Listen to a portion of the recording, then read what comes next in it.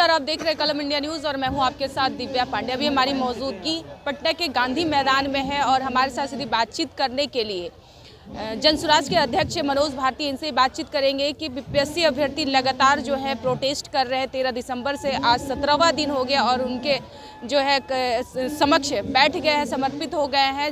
प्रशांत किशोर और उनके तमाम पार्टी नेता सभी लोग पहुँचे हुए हैं। इनसे ही बातचीत करते हैं कि अनावरण अनशन पे आप लोग बैठे हुए हैं, क्या लगता है कल जो है 4 जनवरी है, कल पेपर भी होना है, तो रद्द हो पाएगा, री एग्ज़ाम हो पाएगा? मनोज जी, कल के एग्ज़ाम से कुछ लेना देना नहीं है इस अभियान का, क्योंकि कल का एग्ज़ाम अपने आप में ही गलत है। जिस एग्ज़ाम की करेक्शन के लिए ये किया गया है वो एग्ज़ाम अपने आप में ही गलत था। सरकार ने अगर ये मान लिया है कि एक सेंटर में एग्ज़ाम गलत हुआ है तो बाकी सेंटर्स में गलत हुआ है या नहीं, इसको प्रूव करने की जिम्मेदारी सरकार की है, न कि किसी और की। और अगर वो एक सेंटर में एग्ज़ाम करवा रहे हैं तो ये तो बिल्कुल ही नेचुरल जस्टिस के ख़िलाफ़ है। किसी भी कॉम्पिटिटिव एग्ज़ाम में ऐसा कभी नहीं हुआ है, न हो सकता है कि आप एक सेट ऑफ स्टूडेंट्स के लिए एक तरह का पर्चा दें और दूसरे सेट ऑफ स्टूडेंट्स के लिए दूसरे तरह का पर्चा दें और फिर उन दोनों को एक इवैल्यूएट करें एक साथ। किसी भी तरह से ये संभव नहीं है। आप लोग कल से ही आमरण अनशन पर बैठे हुए हैं, क्या लगता है आप लोगों का आमरण अनशन जो है ये हो पाएगा, साबित हो पाएगा अभ्यर्थियों के हित के लिए जो आप लोग कर रहे हैं? आशा तो यही है कि आज न कल सरकार के कानों पर जूं रेंगेगी और इस बात को मानने के लिए वो तैयार हो जाएंगे कि पूरा का पूरा बीपीएससी 70th एग्ज़ाम फिर से कंडक्ट करवाया जाए। यही नेचुरली सही है। आप लोग हर पार्टी से, विपक्षी पार्टी जो है सत्ता पक्ष में है वो तो नहीं है अभ्यर्थी के साथ सपोर्ट में, लेकिन विपक्ष पार्टी से तमाम जो है आपकी पार्टी हो या फिर पप्पू यादव हैं या फिर तेजस्वी यादव घर से ही वीडियो कॉल के दौरान बातचीत कर रहे हैं अभ्यर्थियों से। पप्पू यादव आज जो है पूरा चक्का जाम किए हुए थे, पूरा रेलवे ट्रैक पे सभी अभ्यर्थी पहुँचे हुए थे, इनकम टैक्स पे से रिटर्न होके चले गए और आप लोग यहाँ गांधी मूर्ति के नीचे बैठे हैं कल शाम से ही। क्या लगता है ऐसे में सरकार हो या फिर आयोग हो आप लोगों की बात सुनेगी?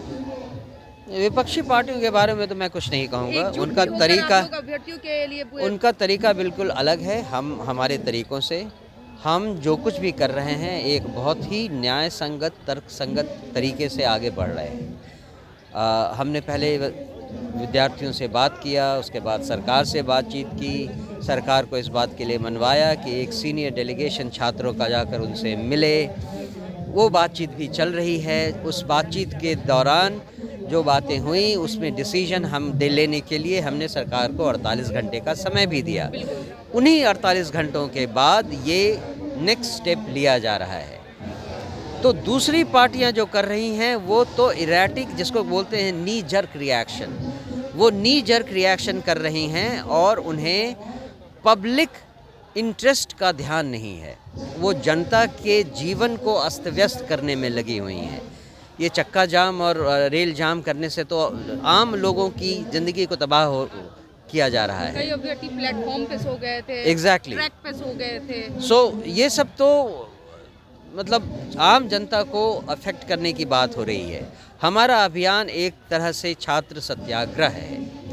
ये मानना कि हम किसी दूसरी पार्टी के साथ मिलकर कुछ काम करें ये तो संभव ही नहीं है। आप लोगों के ऊपर भी कई आरोप लगे हैं मनोज जी, कई एफआईआर भी दर्ज हुए हैं, इसे अब आप लोग किस तरीके से छुटकारा पाइए? उन एफआईआर का जो न्याय संगत तरीका है उसका हम लोग फॉलो करेंगे। जो सरकारी तरीका है उसको हम लोग देखेंगे, लेकिन जो हमने किया है उसमें कहीं भी कोई भी ऐसा कदम नहीं था जिससे कि सरकार को कोई नुकसान हो या पब्लिक के कोई डिस्टर्बेंस हो। अच्छा, सुनने में आ रहा है, अब आपसे ही हम कंफर्म हो जाते हैं कि कल बीती रात जो है पुलिस प्रशासन आप लोगों के पास पहुंची थी और यहाँ से हटाने की भी प्रयास की जा रही थी क्या? उनका कहना यही था कि हाँ, ये पब्लिक स्थल नहीं है जहाँ पे ऐसे काम किए जा सकें, आप वहाँ चले जाइए, गर्दनी बाग चले जाइए। पर इस बात में भी कोई तथ्य नहीं था, क्योंकि ये एक पब्लिक स्पेस है और हम कोई ऐसा काम नहीं कर रहे हैं जिससे कि पब्लिक को कोई डिस्टर्बेंस हो।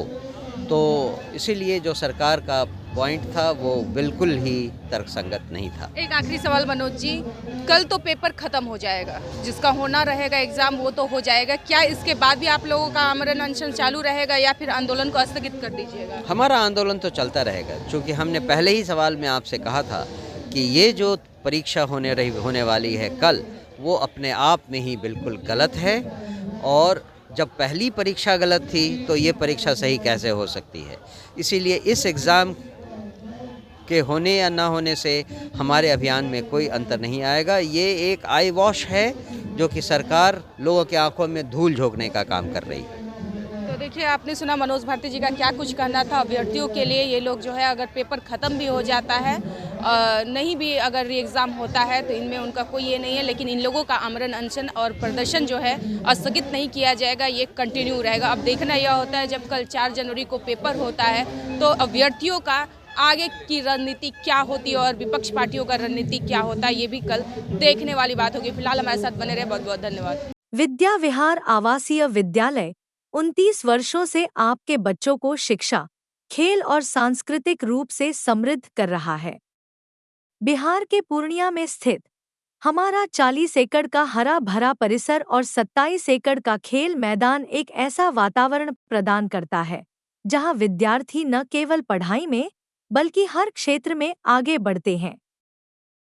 सत्र 2025 से 26 के लिए कक्षा 4 से 8 एवं 11 में नामांकन के लिए संपर्क करें 8448448720। Website www.vvrs.org। Perfection IAS, UPSE और BPSC फाउंडेशन क्लासेस के लिए समर्पित संस्थान। यहाँ आपको UPSE selected and interview appeared faculties द्वारा गाइड किया जाता है। Separate batches for Hindi and English medium. 65वीं और 64वीं BPSC एग्जाम में 69 और 107 रिजल्ट्स एवं 66वीं BPSC एग्जाम में 131 रिजल्ट्स हासिल किया है परफेक्शन IAS टीम ने। परफेक्शन IAS, कुमार टार, बोरिंग रोड, पटना।